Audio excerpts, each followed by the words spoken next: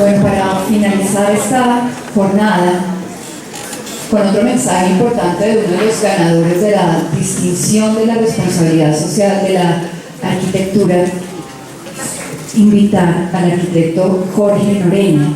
Él es integrante del colectivo Ruta 4. Este colectivo está compuesto por 4 arquitectos en el día de hoy, pues nosotros, y es el ganador de esta medalla del 2017 con la 2017 con la conferencia Realismo Mágico en la Arquitectura. Jorge Noreña es arquitecto de la Universidad Católica de Pereira, integrante de Ruta 4, colectivo que cree que cada lugar cuenta una historia y que la arquitectura debe ser una representación simbólica de ello. Este grupo en 2014 se unió con el propósito de crear una ruta sin pensar en el destino y con los ojos solo fijos en el camino. Ruta 4 es un laboratorio en el cual la arquitectura se divide en dimensiones: la humana, la material, la política, la cultural y la espacial. Con sede en Pereira, un escenario de diversidad y multiculturalidad, aprende a hablar y aprende al hacer. Esta es la síntesis de su taller, un espacio en el que la minga y la investigación se funden para trascender la complejidad estética de la obra y arraigarse en el territorio como un símbolo de reflejo del hábitat. Este grupo, en su trayectoria de solo 4 años, ha participado en la Bienal de Chile del 2017. Juliana López, una de sus integrantes, fue la ganadora Mujer con Familiar del 2017, y la finalista Mujer Cafán 2017, también en la Bienal de Buenos Aires en el 2017, finalista en la primera Bienal de Inclusión Social de Bogotá y representante ilustre, graduado ilustre de la Universidad Católica de Manistee Pereira del 2016. De igual manera fue invitada a la Bienal de Arquitectura a través del Consejo de Arquitectura en el 2017 y ha impartido diferentes talleres nacionales e internacionales en México, República Dominicana, Ecuador, Venezuela, Colombia, por supuesto, entre otros. Parte de las funciones que tienen los ganadores de la medalla de la responsabilidad es estar hoy en diferentes, como en este caso, en diferentes auditorios, presentando y representando el ejercicio responsable de la profesión. Buenos días, tardes para todos. Agradecer a Irma y pues por esa presentación. Genera mucha expectativa, espero que un poco lo que les muestre sea del agrado y además podamos reflexionar un poco de la arquitectura. De nuevo agradecer por esta invitación. Para nosotros es muy importante cada uno de los escenarios donde podemos compartir este ejercicio que hemos hecho a través de la arquitectura y adicional a eso compartir reflexiones que hemos tenido en el camino y que además quiero venir a contar un poco. Por favor, me apagan la luz. Gracias. Bien. Ruta 4, un colectivo creado en Pereira. Somos los 4 locos que en su momento éramos muy locos, decididos a creer que la arquitectura tenía que trascender de las aulas y que adicional a eso tenía que preguntarse y tenía que reflexionar de qué era lo que estábamos haciendo. ¿Qué es la arquitectura? No sé si todos ustedes tengan la respuesta, pues nosotros la tenemos y creo que es el motor principal de motivación para empezar a respondernos esta pregunta. Y al día de hoy, 2018, seguimos utilizando los mismos términos, las mismas reflexiones que se utilizaban hace unos años y nosotros queremos construir las nuestras, no por ser únicos como siempre se ha abordado, sino por entender cuál es nuestra posición política y humana en el mundo. Eso es lo que queremos hacer. Aquí estamos los 4 jóvenes, igual que ustedes, y antes de iniciar a reflexionar un poco sobre el realismo de la arquitectura, quería traer unas imágenes para hablar un poco sobre ciertos y los inicios de Ruta 4. ¿Sí? Esto.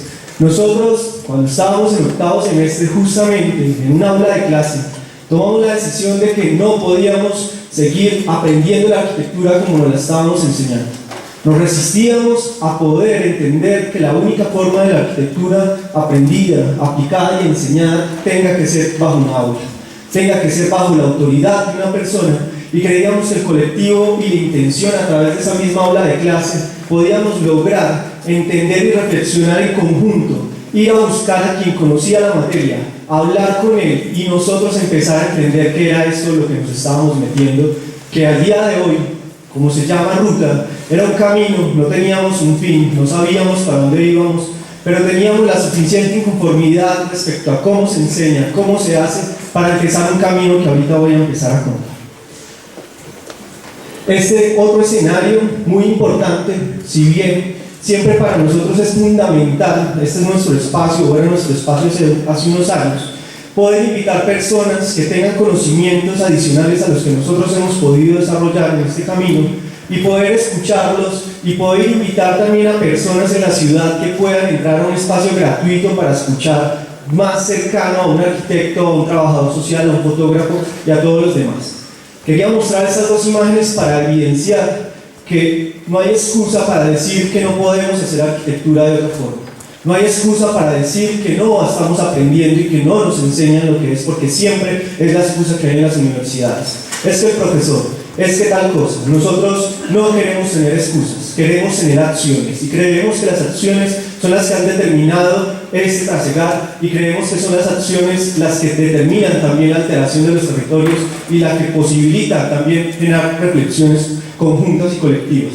Y ahora, para ir entrando en el realismo mágico y la arquitectura, quisimos denominarlo así, porque queremos sentirnos colombianos, porque sabemos de dónde viene esto, todos los que han leído 100 años de soledad, y porque queremos hacer eso que se hace a través de la literatura, volverlo a arquitectura, contar historias, entender ese real, entender lo mágico, y cómo a raíz de eso empezar a configurar ciertas reflexiones. Traemos esta imagen que es de un artista peruano que se llama José Sánchez, y partimos desde la intención, y acá hablo algo que es la tipología, todo lo que es copiado, el multiplicar y el copiar, y nosotros queríamos traer esta imagen para entender y queremos preguntar, ¿qué es esto? Sí, esto es Latinoamérica, nosotros somos esto. Ahorita les pondría un ejercicio, vamos a diseñar un espacio arquitectónico para estas personas o esta imagen. ¿Qué haríamos? ¿Sí? Siempre nos preguntamos bajo ese índice de copiar, pegar, de entender los territorios como una fórmula, de entender los territorios como un método, y cuál es la forma y cuál es esa particularidad y la diversidad que abordamos nosotros. Desde ahí nacen varias inquietudes y reflexiones y empezamos a tender también para que este discurso no sea un discurso romántico y acá altruista como siempre nos han visto, intentar entender científicamente y a través de datos qué es lo que sucede en el mundo, ¿cierto? Y especialmente en Latinoamérica. Y aquí encontrábamos unas situaciones importantes, y es que 110 millones de viviendas son autoconstruidas. El 41% del hábitat en Colombia es autoproducido. El 99% de los arquitectos trabajan en el 59% de la ciudad, y ahorita recuerdo los datos y las cifras que veíamos en conferencias anteriores, y acá quería enunciar eso. El 1% de los arquitectos, y eso que creo que es mucho porcentaje, tuvimos que redondear, trabaja en la ciudad ilegítima. Esa ciudad ilegítima la llamamos a eso hecho informal, que siempre le damos la espalda, que siempre estamos intentando dejarlo a un lado, que siempre está a la periferia porque nos interesa y siempre trabajamos como en el centro, y no solo me refiero a la periferia, a lo que está afuera, sino lo que está al margen de... Nos interesa a nosotros trabajar en esa ciudad ilegítima, nos interesa entender esas lógicas, al igual que esa imagen que presentábamos, para saber de dónde nacen nuestras ideas.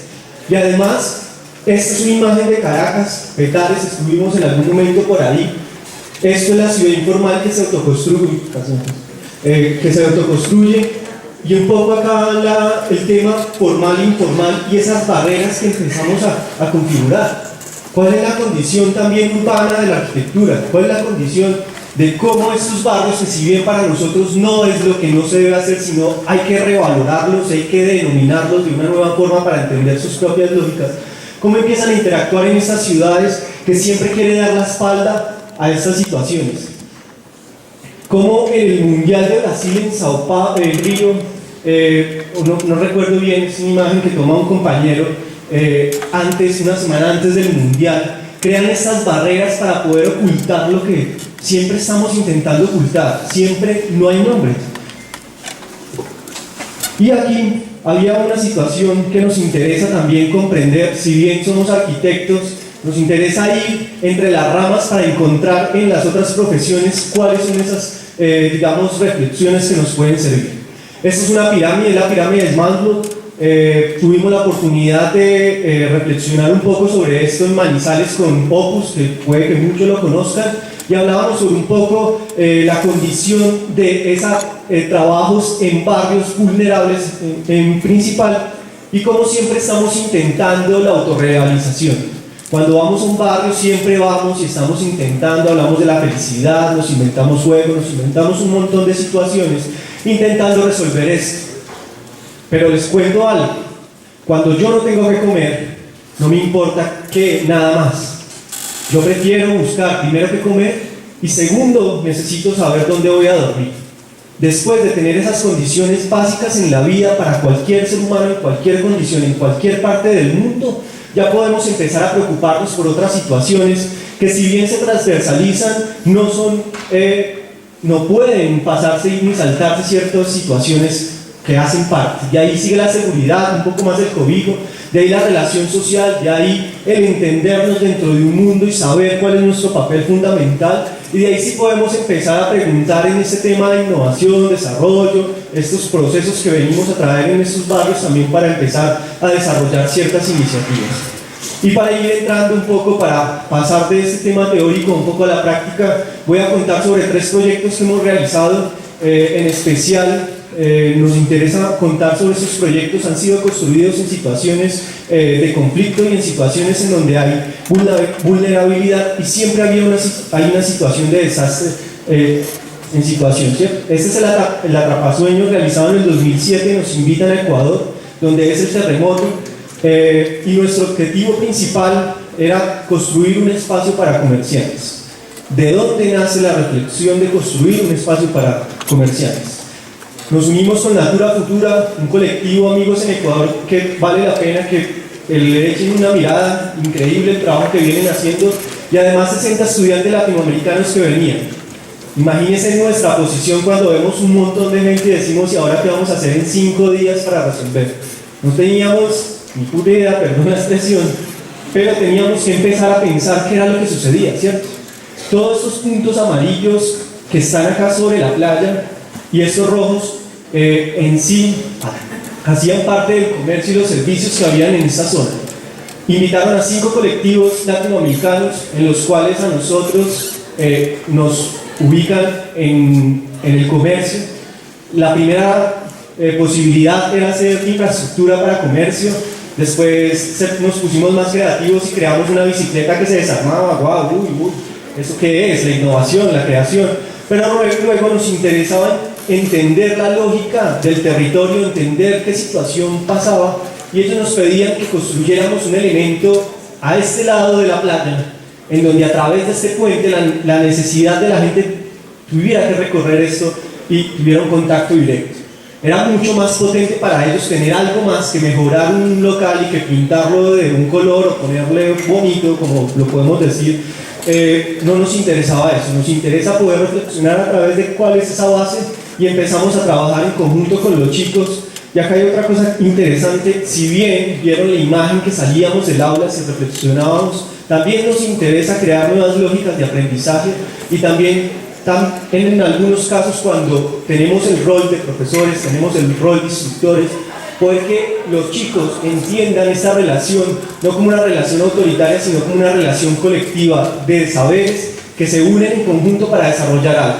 Aquí nos interesaba aplicarlo desde la teoría, desde las responsabilidades, desde el entendimiento, desde la risa, desde el estar, desde todo. Esto es una condición en donde nos interesa la experiencia del ser, la experiencia del estudiante, no solamente llenar de información que no sabe ni por qué se llena de información, sino hacer y entender el porqué y el propósito que tiene el construir.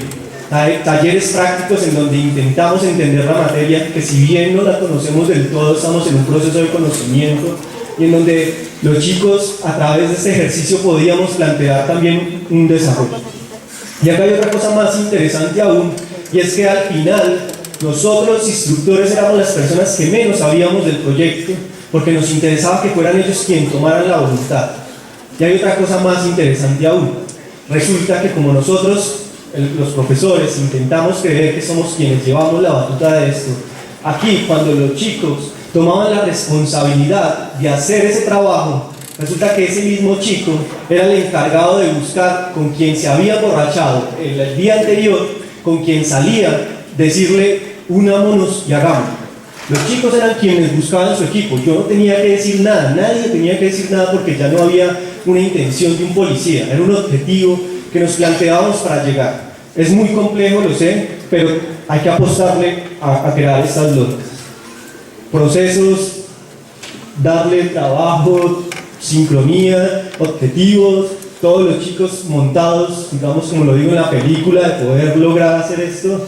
Y luego empezar a hacer actividades, experienciar este tipo de arquitectura y no solamente válido la posibilidad de salir, sino también en cualquier escenario debería haber una experiencia, ¿cierto? No debería ser tan aburrido como a veces se plantea. Y esto empieza a suceder, empezamos a crear ciertos escenarios con la comunidad, empezamos a dinamizar este espacio antes de ser inaugurado y empezamos a construir este espacio que lo que intenta es crear en el paisaje una estructura que empieza a desarrollar para el turismo, para las personas de la comunidad, la alternativa de hacer conciertos, la alternativa de ir y colocar una hamaca, la alternativa de ir a sentarse y cubrirse del sol, porque es muy fuerte. Y bueno, voy a mostrar más imágenes. Este es el Atrapasueños. Esto, el nombre es en honor, digamos, a 3 chicas que dicen nosotros hacemos este Atrapasueños, y eran las 5 chicas que no querían trabajar en obra y decían no queremos trabajar en esto, no nos gusta, no queremos, pero a través de una tarea que no es solo construir, ellas hicieron un Atrapasueños para hacer y potenciar un poco este espacio que era la hamaca del lugar.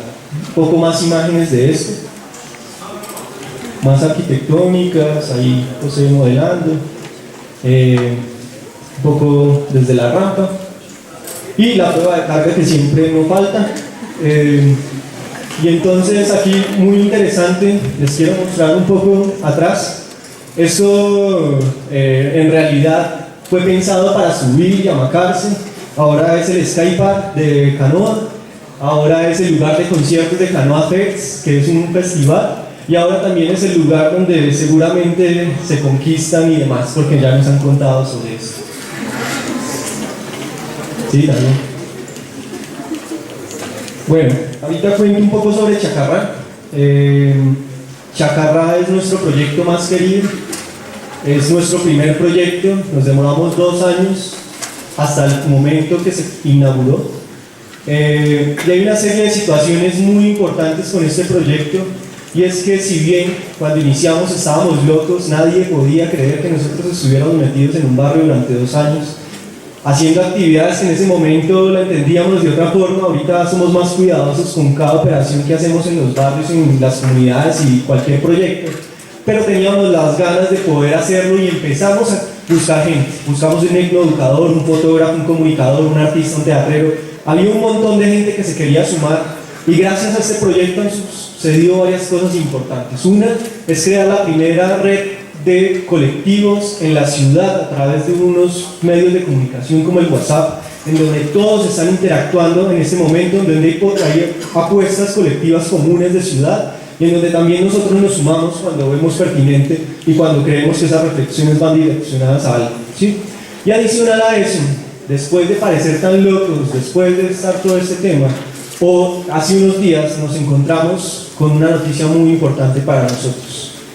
Han escogido 61 proyectos en Latinoamérica para representar en la Bienal de Venecia jóvenes arquitectos, y nosotros, en compañía de Plan B Arquitectos, se conocen en Medellín, estaremos este año en la Bienal de Venecia representando a través de un ejercicio que nace desde la periferia, que nace desde el barrio y que nace también desde unos locos que se metieron allá a trabajar. Y aquí, como cuña radial, estamos haciendo un bingo bailable para recoger y poder ir, así que se animen, todo bien, estamos ahorita gestionando. Quien conozca algo, estamos canjeando por diseño, por lo que sea, videos, yo qué sé hacer, no, nada. Bueno, por lo que sea, pero estamos en este momento en proceso de gestión porque queremos ir a contar un poco sobre eso. Este proyecto ha estado rondando un poco por ahí, y nos parece muy importante también como manifestación de cómo la arquitectura puede tender a ser y a expandirse, a tener también otras reflexiones adicionales a eso. Un poco la localización del proyecto, esto es Pereira, este es el aeropuerto, esta es la vía principal de comunicación con el valle, y resulta que a través, esto es una barrera, nadie conocía el Plumón Alto, todo el mundo hablaba del Plumón Alto, nadie quería entrar, nadie sabía qué sucedía, y nosotros intentamos a través de un ejercicio acá en el ingreso, crear un mural, un simple mural, empezar a romper esas barreras que hay en las ciudades, empezar a quitar también esos sesgos que hay, y como un proyecto que se ubica acá, que tiene una condición del por qué ubicarse acá, porque resulta que está la cancha de fútbol, hacia acá viven los paisas y hacia acá viven los negros. Entonces, ¿cómo tenemos que empezar a interactuar? ¿Cómo un espacio se ubica? ¿Cómo un espacio también toma de lo suyo? ¿Cómo esto, si bien es un espacio informal, lo sabemos, esto había varias posiciones, ¿sí? Nos interesa pararnos desde también las condiciones que ellos tienen y lo que necesitan. Y acá había una anterior caseta, en lo cual nosotros con la administración se hizo un convenio de solo construir este espacio, y lo curioso es que esa caseta que ellos construyeron en un mes, o que se la regalaron, no recuerdo, al mes y medio ya no tenía nada de muros y no tenía techo. Era un lugar que no significaba nada, un espacio que a la final era construido y regalado, y a nosotros nos interesaba poder llegar a lo mismo porque no llegábamos a hacer nada. Un poco esto, esa condición étnica del lugar, esa condición material, siempre esto lo vemos, es usual, el azar y la necesidad del cobijo, a través que si bien hay muchas formas de entender esto, porque también hay veces cuando los escuchamos a ellos vemos otras miradas, nos interesa mucho entender esa materia, nos interesa también entender eso que es ilegítimo, eso que es indigno, eso que estamos intentando decir que no se puede, eso que estamos intentando decir no se debe hacer, intentar a través de ejercicios pedagógicos, a través de ejercicios de conexión y de encuentro para crear confianzas en la comunidad, a través de crear símbolos, a través de un simple nombre, darle existencia a un simple nombre. Casa Ensamble Chacarrá significa, Chacarrá, una palma que crece en el Pacífico y que no puede crecer sola. Y esos nombres como ellos pueden empezar a construir. Nuestra forma más recurrente de representación es la bocetación, la maqueta también, porque podemos a través de esto crear un vínculo más directo con las personas.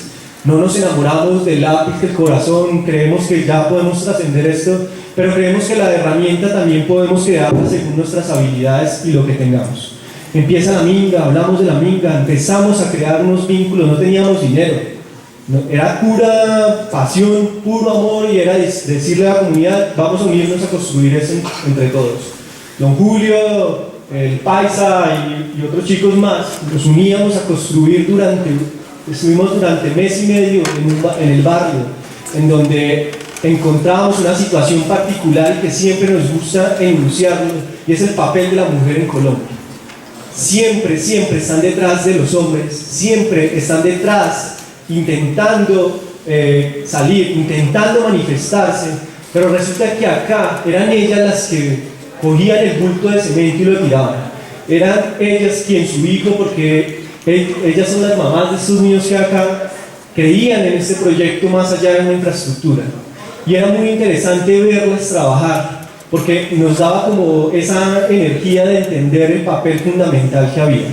Y si bien ahorita hablábamos de la materia, podemos ver esta casa, podemos ver estos ranchos, empezábamos a entender un poco cómo a través de las mismas lógicas materiales podíamos dar un significado diferente a lo que entendían ellos como pobreza, a lo que entendían ellos como indigno. Nos interesaba entender que la vida no se trata de cuánto tenemos, porque creemos que el que más tiene es el que más debería tomar las decisiones. Nosotros creemos que no es eso. Debemos crear las condiciones para poder vivir la vida que queremos vivir. Y ellos tal vez quieran una vida y quieran otra cosa. Sí, y acá hago énfasis en esto, sin validar del todo las condiciones en que vivir, porque siempre es muy importante para nosotros la dignidad. Sin desconocer el entendimiento de su mundo, sin desconocer el entendimiento de nuestro mundo y sin desconocer la forma colectiva que entendemos un territorio en conjunto, desde nosotros como los arquitectos y desde ellos que viven en un lugar y que empezamos a trabajar en conjunto. Eso es un poco el esquema que llegamos como conclusión del proyecto Casa Ensamble Chacarrá a través de unos hechos colectivos, un objetivo común, unas asambleas comunitarias, unas decisiones compartidas con la comunidad, unos equipos interdisciplinares que trabajan para hacer esto posible, una posibilidad de una activación de ejercicios de amigos, porque era, parce, usted sabe hacer teatro, vamos para el barrio que necesitamos comenzar a considerar esto, y así nos fuimos. Y algo fundamental para nosotros, que es lo simbólico, siempre creemos que la forma más, acertada de poder llegar a un territorio y la forma que podemos crear también una nueva y un cambio de historias. Que si bien esto lo aplicamos en lo general de nuestros proyectos, sea proyectos públicos, comunitarios, privados, en lo que sea, siempre esto está evidente, porque creemos que de ahí también nacen, este tipo de intervenciones. Don Julio y Grandes, también los nuestros, fueron quienes estuvieron a cargo y directamente y fuertemente en el proceso. Y un poco, ahorita les voy a mostrar un video del proceso. Quería contarles más allá de qué fue lo que hay detrás.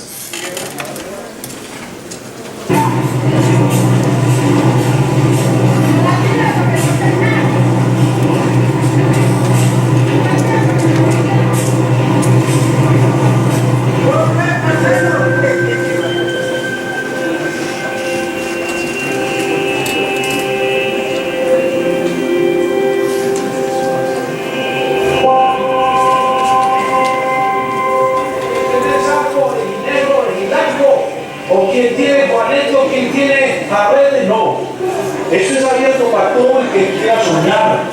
Soñar. El que crea que es posible, ¿cómo?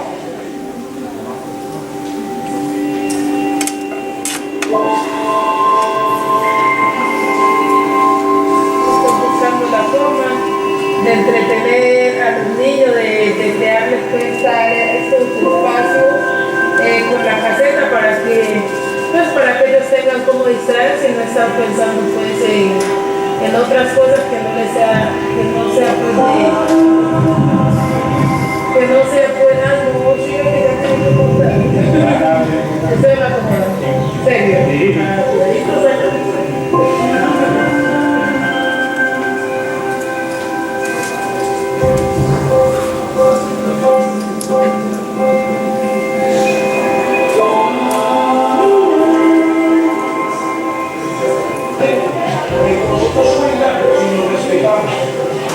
Nosotros sueltan, nos invitan y hacen, y meten las manos, pero los que no es que nos inviten, nosotros venimos acá como decir a invitar, pagar las cantidades de Dios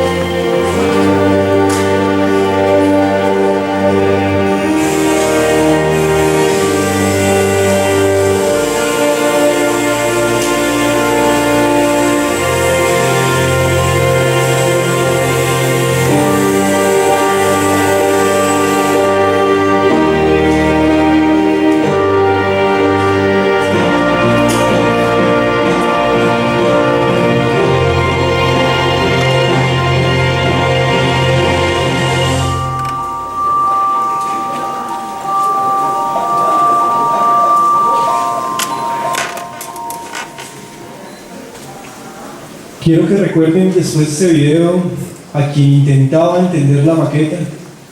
Yo estaba intentando explicarla, y había alguien que intentaba entenderla, y quiero que lo tengan ahí guardado a esa persona. Un poco una imagen del proyecto.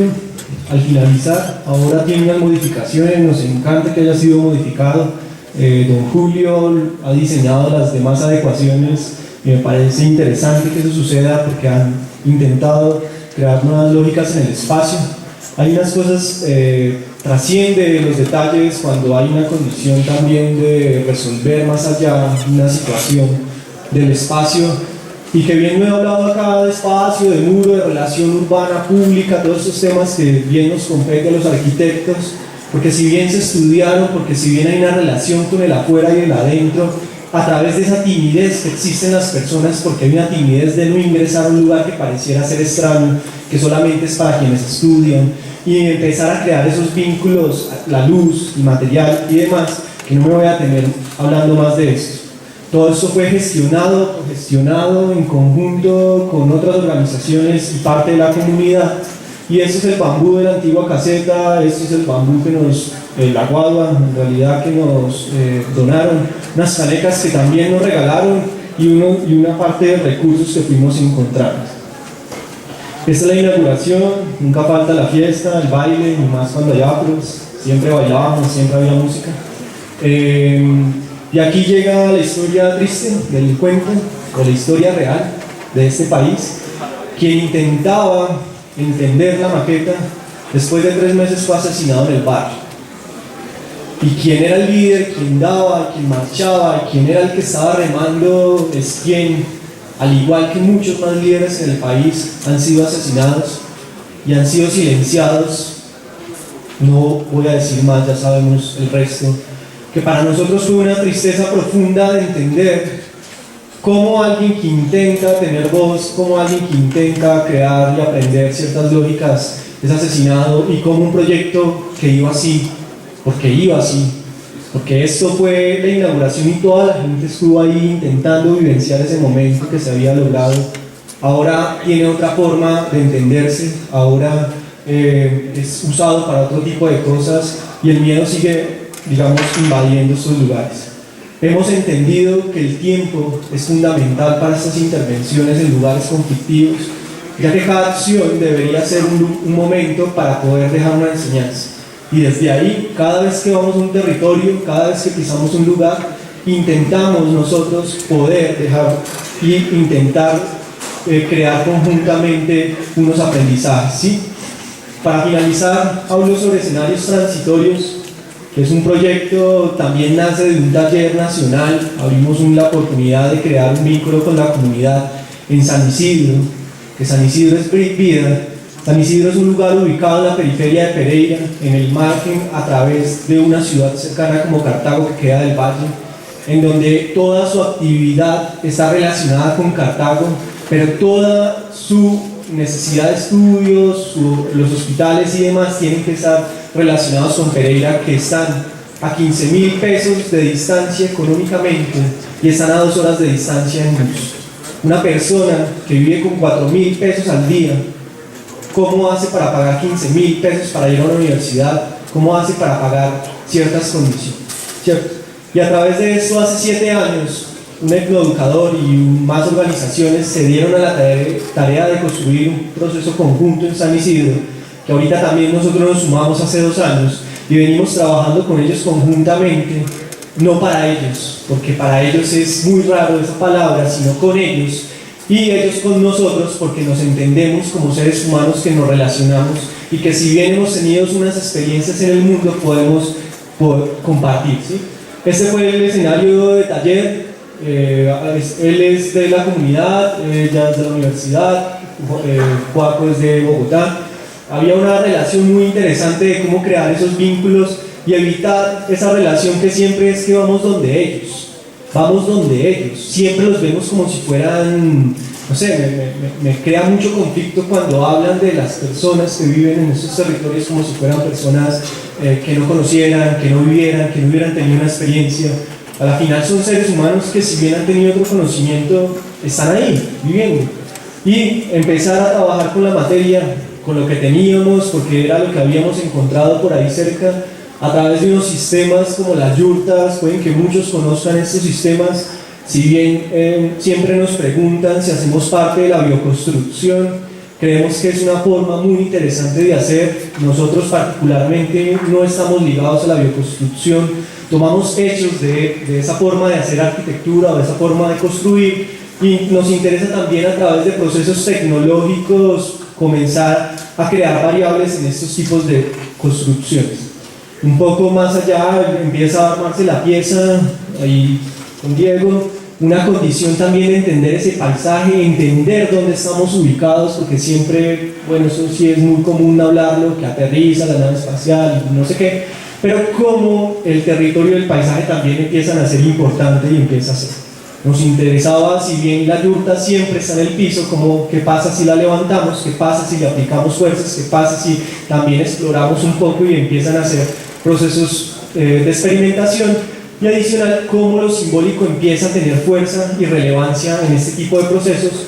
Unas máscaras construidas por los niños intentando entenderse en el territorio. Este es un mapa que hizo un niño del territorio, el ferrocarril, el agua que es el río y otros temas que empezaban a llenar también esta infraestructura de elementos.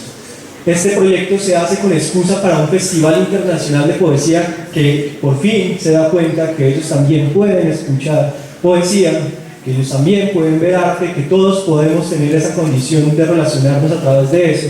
Y como un simple elemento que fue construido en 3 horas o 4 horas más o menos, empezaba a configurar y a delimitar un espacio y empezaba a entender ese paisaje que teníamos alrededor, para que ese hecho que era tan fortuito pareciera tomara importancia y relevancia.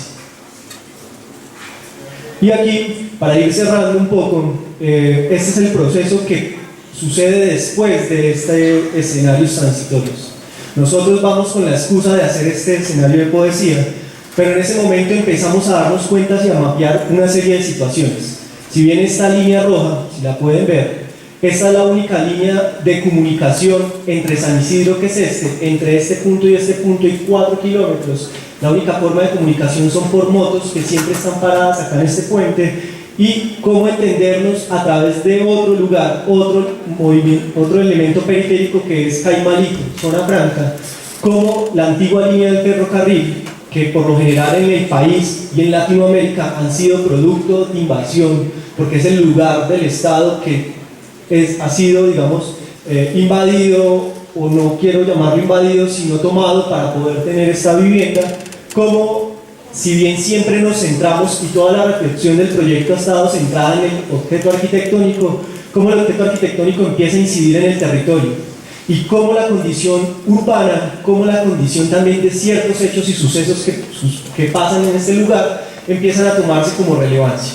Ahorita nuestra intención y nuestro estudio ha focalizado no en este punto, sino desde este punto hasta este punto y cómo fortalecerlo. Y además con ellos ahorita estamos desarrollando una fábrica textil autogestionada y construida por mujeres, algunas víctimas del conflicto, que han tomado la decisión, después de aprender, después de bailar, después de todos esos elementos, crear sus propios recursos para estar cerca a sus hijos, crear los propios recursos para sostener este espacio comunitario en donde están los niños.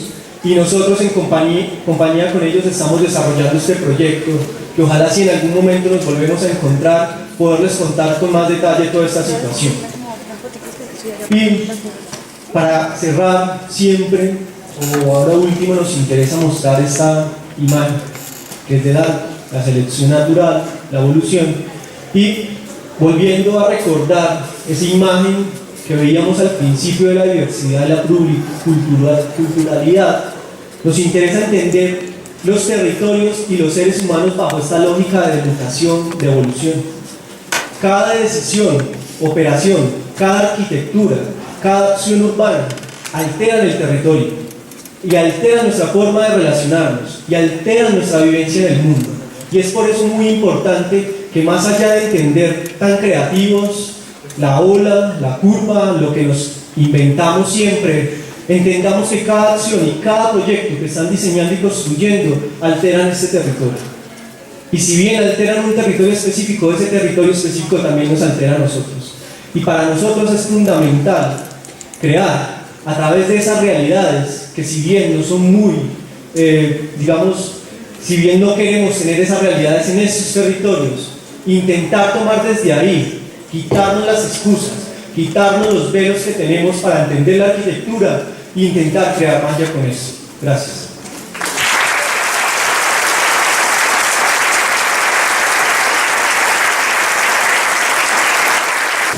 Agradecemos al arquitecto Jorge Noreña por su intervención y queremos invitar para dar cierre a esta actividad a la presidenta del Consejo Profesional Nacional de Arquitectura, la arquitecta Sandra Milena Vargas Navas.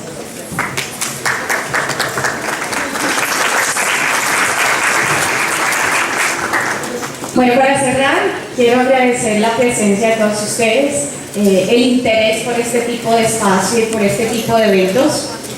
Quiero también resaltar la presencia de los ganadores de la medalla de responsabilidad social, porque finalmente nosotros como Consejo Profesional tenemos un mensaje muy especial para transmitir en todo el territorio colombiano, y es precisamente el compromiso que tenemos con la sociedad. A los futuros arquitectos que hoy son estudiantes, quiero decirles que tienen un compromiso muy grande con el futuro de nuestro país, que no se preocupen por ser arquitectos para tener dinero, para ocupar altos cargos, sino para servir. La medida en que ustedes piensan en servir a los demás, estarán en el lugar que buscan y estarán sirviendo a los demás, y eso es una satisfacción aún más grande. Eso llega solo, pero ese no es el fin de ustedes. El objetivo del arquitecto, ante todo, no es brillar como profesional, es siempre estar al servicio de los demás. Y quiero además a los estudiantes darles una noticia, ya que ustedes están en este transcurrir por la academia, y es que definitivamente, si ustedes no aman la lectura o consideran que las leyes no son para ustedes, los invito a repensar lo que están haciendo, porque la única manera de realmente ser un gran arquitecto es leer, conocer las normas y pensar en los demás. Les agradezco por permitirnos este espacio.